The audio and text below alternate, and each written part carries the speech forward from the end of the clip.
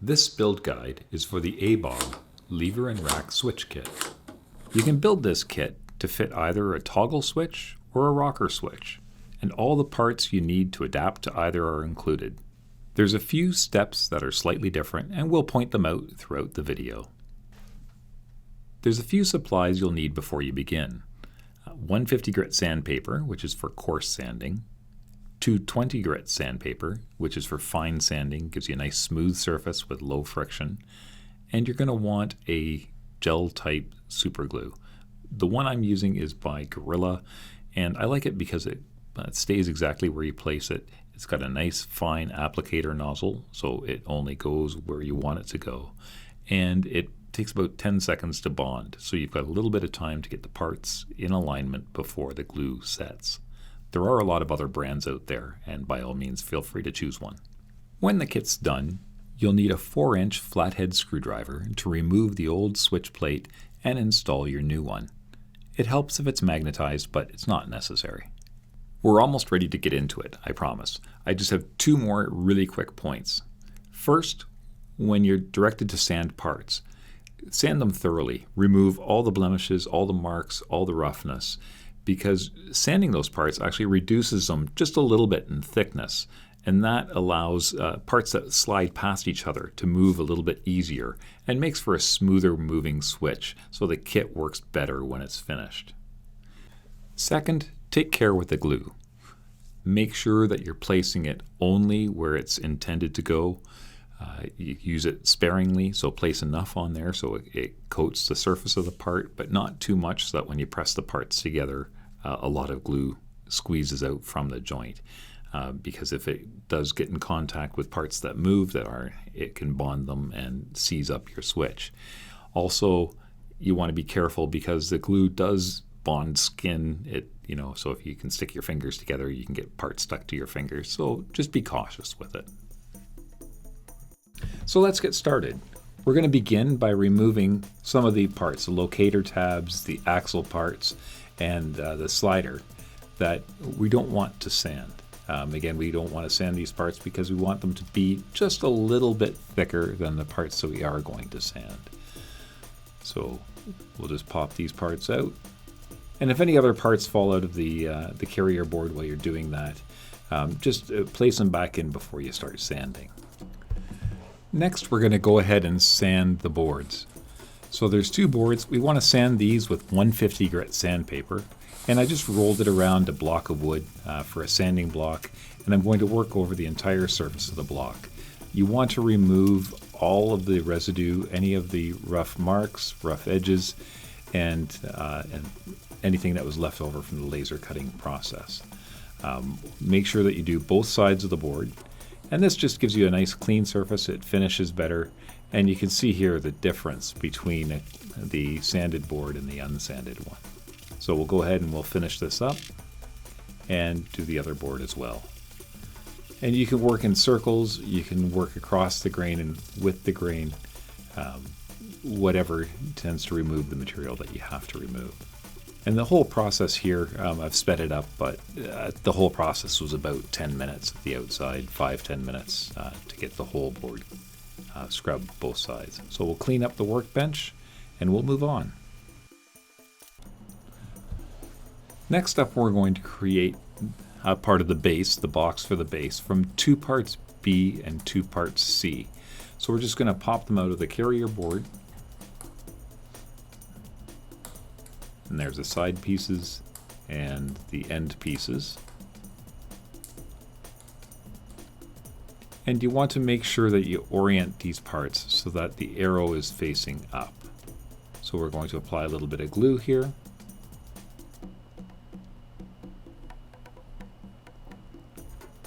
And press it completely into the end of the B part. Now we'll do the other end.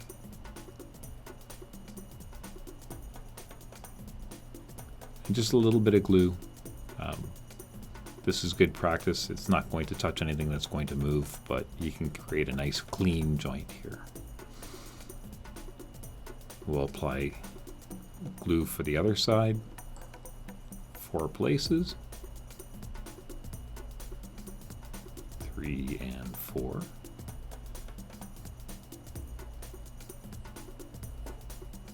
And now we'll glue the other side piece on. And again, you want to make sure that the arrow is on the same side as the first piece that you have, so that the long tabs are pointing in the same direction. Line everything up, squeeze it together. And again, you want the joints here to be very tight, otherwise it may not fit in the next step. And you can see that I've got the arrows aligned, and we're ready to move on. Next, we're going to glue on the backing plate. So here we have it. We're going to pop out the interior and set that aside for now. And you can glue this on. It doesn't really matter which way you place it, whatever you think is going to look better as a switch. It doesn't affect the operation at all. So it's whatever you find most aesthetically pleasing works fine. So we're going to run a bead of glue around the edge of the box. And again, this shouldn't come into contact with any moving parts, so being a little generous with the glue here is perfectly safe. And it's going to be hidden away, so there we go. And just a little bit more over here.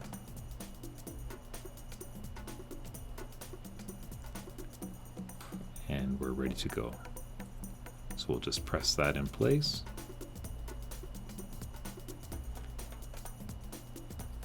Line up the slots there and press it all together. And again, you want to make sure that it's completely pressed in and there's no gaps between the box and the backing plate. For step 5, depending on whether you're building this for a toggle switch or a rocker switch, you'll use a different mounting plate. I'm building it for a toggle switch, so I'm going to use part E, which has a smaller hole. And you can see the difference between the two parts here. So we'll set the unused part aside, and we're just going to do a dry fit to make sure the part fits perfectly and set it in place there before we go ahead and apply glue. So just align the tabs, slip it on, it's going to work fine. And you can see on the marked side it shows you where the glue goes. So there's a box out where you put the glue on the outside of that box. So we'll just run a quick bead of glue and we can press the part in place. And again, make sure it's completely pressed down and securely placed. And that completes the mounting box. Next, we'll move on to assembling the actuator. Because we're building this for a toggle switch, we're going to use parts H along with parts G. If we were building it for a rocker, we'd use the parts I, which we've just set aside here. So you can see there's a slight difference, and it's only the way it interacts with the switch. So first we're going to glue these two part H pieces together. And it's quite important here that you align the parts and make sure that they're perfectly aligned when you glue them. So make sure that every part of the two pieces are perfectly aligned, forming one contiguous block. So from here, a little bit out of frame there, but from here you can see that we've got it lined up pretty well. We're going to remove the part G.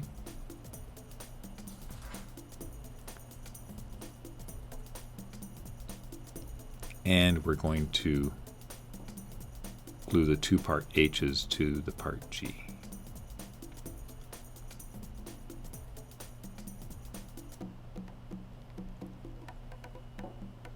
Applying a little bit of glue and press it into place.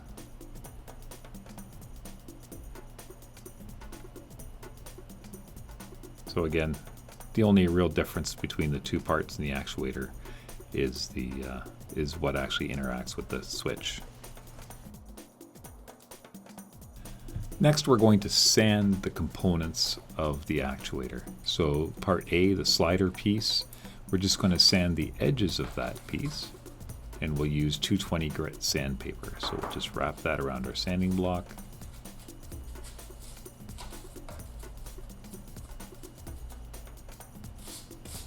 And we're just going to sand the edges. Again, we want to remove all the residue, any of the little ridges that are caused by the laser cutting process, and just generally smooth it out. It's going to slide in a slot, and so you want to make sure that there's as little friction as possible.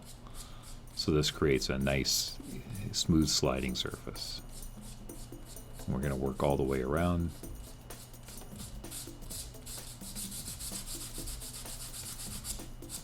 Both sides and the ends.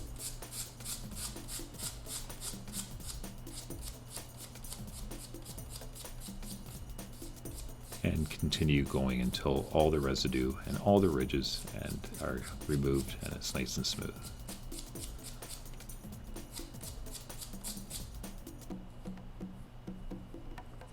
And you can see the difference on the edge between the regular laser cut part and the sanded part. Next, we're going to do the face of the actuator. That's going to slide against the underside of the top plate, so you want to make sure it's nice and smooth.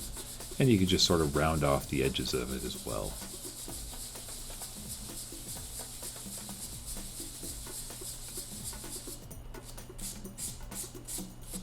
So here we go, we're rounding the edges, just sort of breaking any sharp edges that could catch on anything.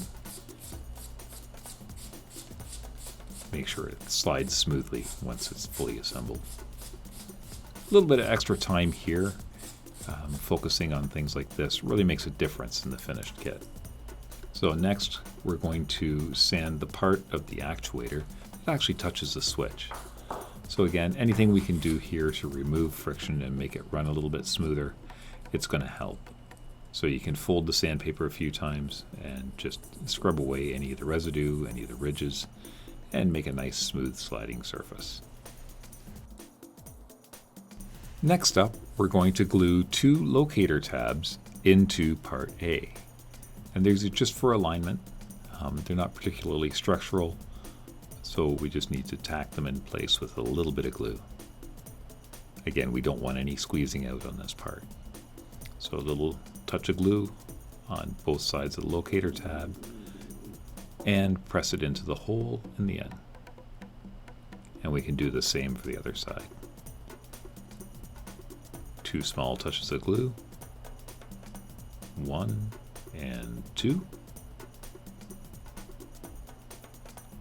and we'll press that into place.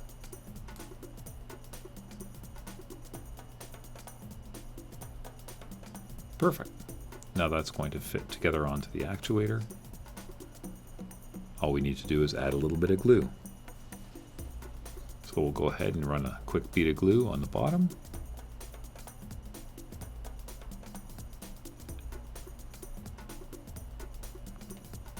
And we'll press it into place.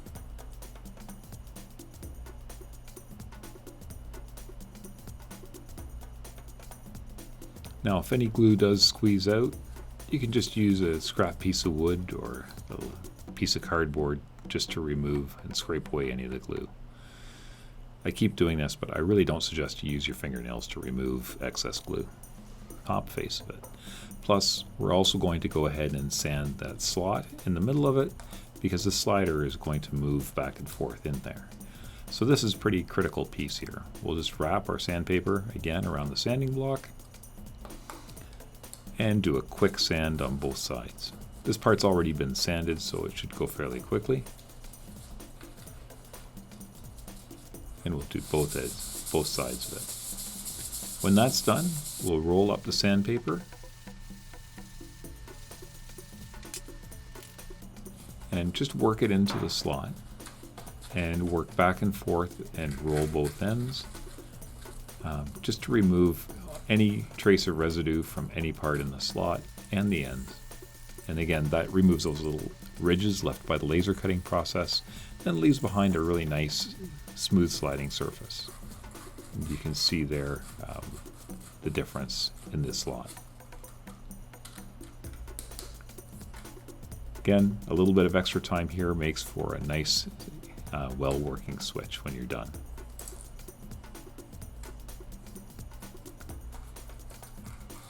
All right, that's done, and I think we're ready to move on.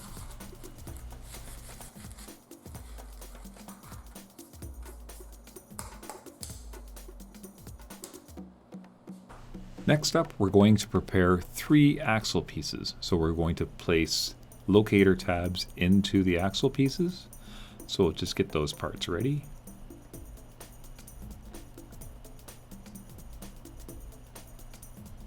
And we'll go ahead and assemble them.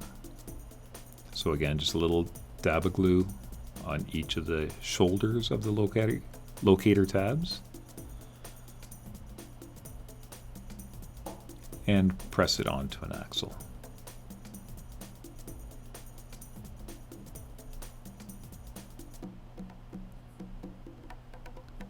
And we'll go ahead and repeat that for the other 2 parts.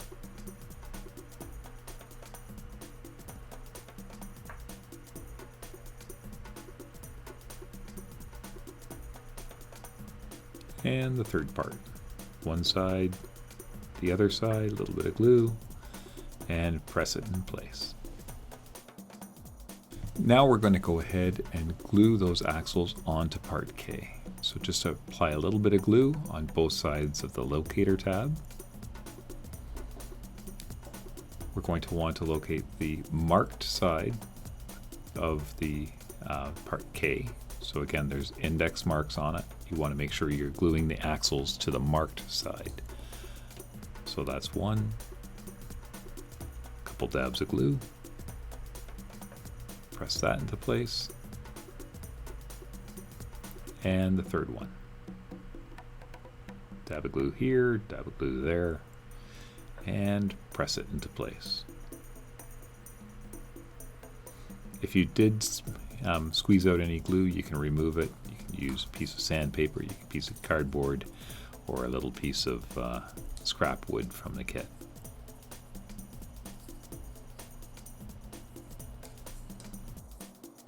Okay, next we're going to glue the 4 part J spacer pieces to part K. So we're going to pop them out of the carrier board. 1, 2, 3, and 4. And we're going to glue those onto the top plate. So you can see here that the short tab on top goes towards the top and the bottom of the top plate. So that's 1.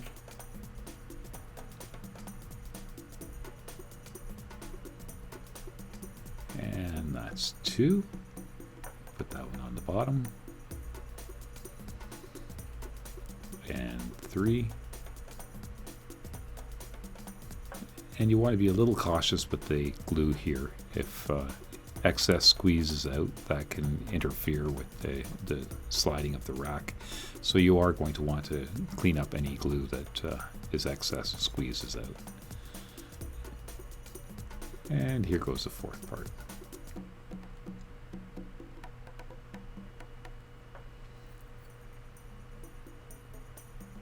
There we go. Make sure those parts are completely seated.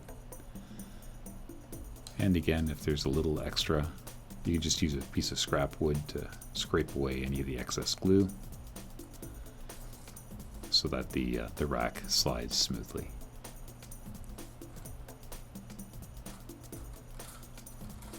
Perfect. And I'm just doing a little extra cleanup here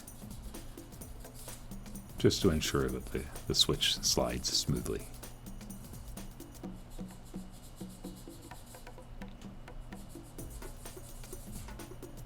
Excellent, that part's ready. And we can move on to the lever. So for the lever, we're going to glue part L to the etched side of part M. So this just keeps the orientation correct and hides any of the marks. So you can see the mark there, and we're just going to glue that straight on top. A little bit of glue and align it and press it down. The better aligned you can get, the better it'll look on the finished switch.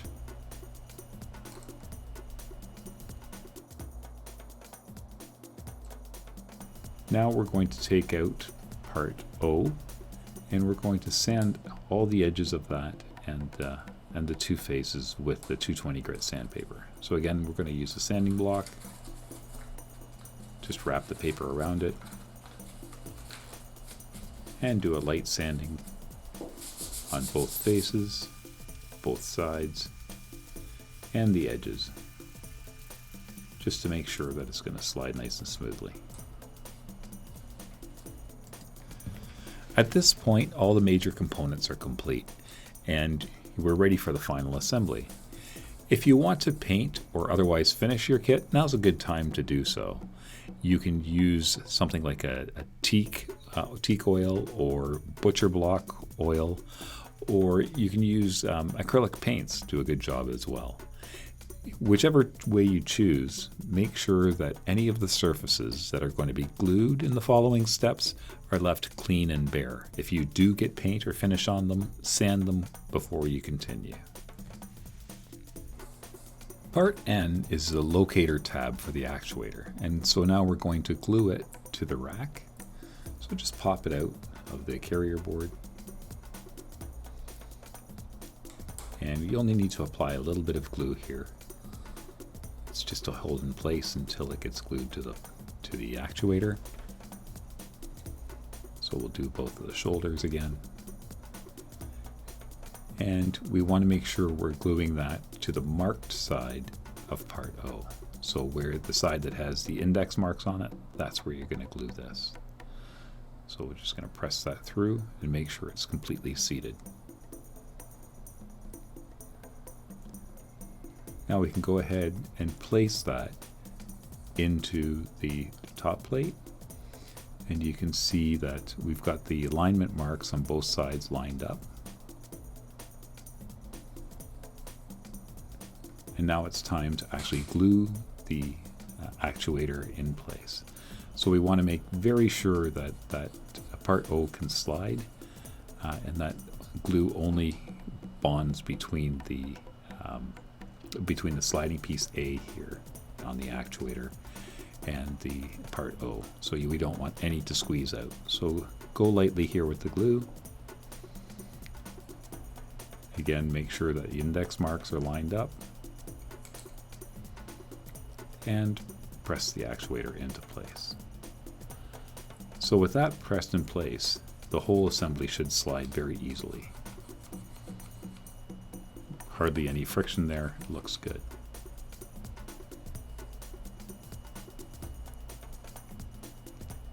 Perfect. Now we're going to remove parts P and Q, which are the on and off indicators, from the carrier board.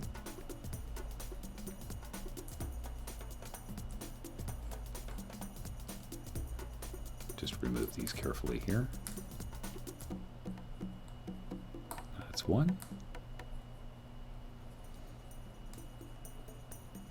And that's two. So you're going to place these onto the top plate with the index marks aligned. So first do the on, and then the off. And next we're going to put the lever in place. So again, there's an index mark on the lever, and you want to line that up with the index mark on part O of the rack.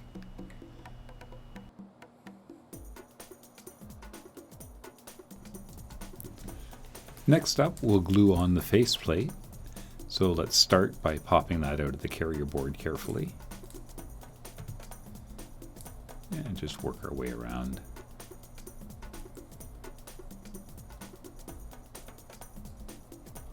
Pop that out.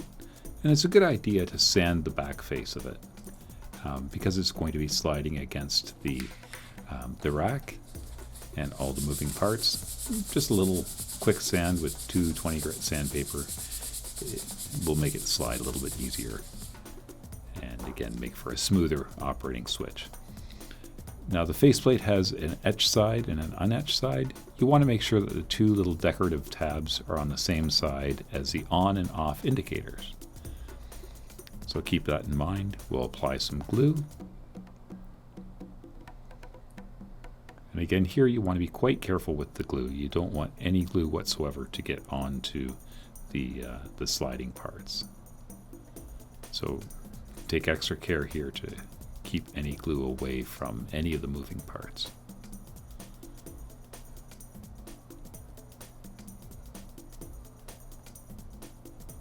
There we go. And a little bit over here.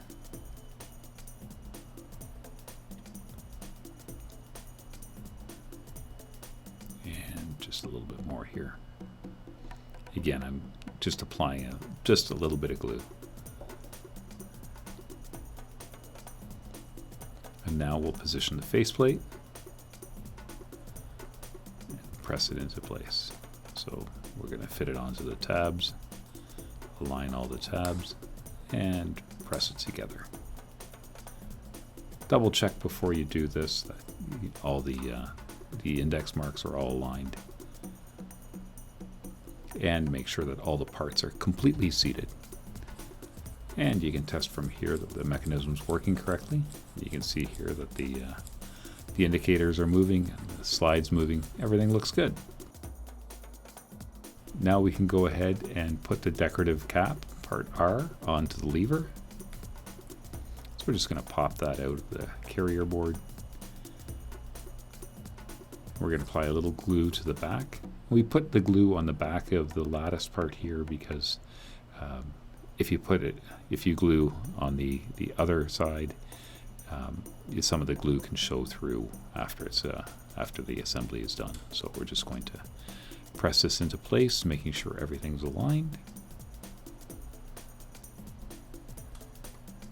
And again, you want to keep glue away from the faceplate or any moving parts. Perfect. The mechanism seems to be working very well. So now it's time to glue the faceplate to the mounting box. So the tabs should all line up. You can do a quick check on that. And again, you can glue it on top to bottom, bottom to top, whichever way you think is going to look better on the wall. So, and again here, you're really away from any moving parts, so you can be a little bit more generous with the glue and run a bead all the way around.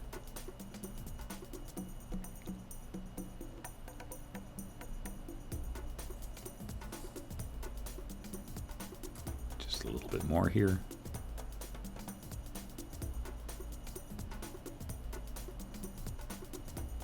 And the last side. Just run that bead of glue down there.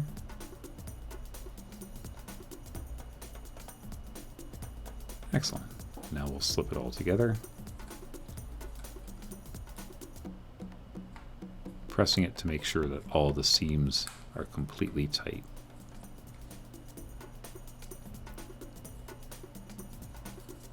And there you have it. That's a completed switch, ready to install. Seems to be working well. So there are videos available, whether you built this for a toggle switch or a rocker switch. There's a video for each, and we'll link those below. Enjoy!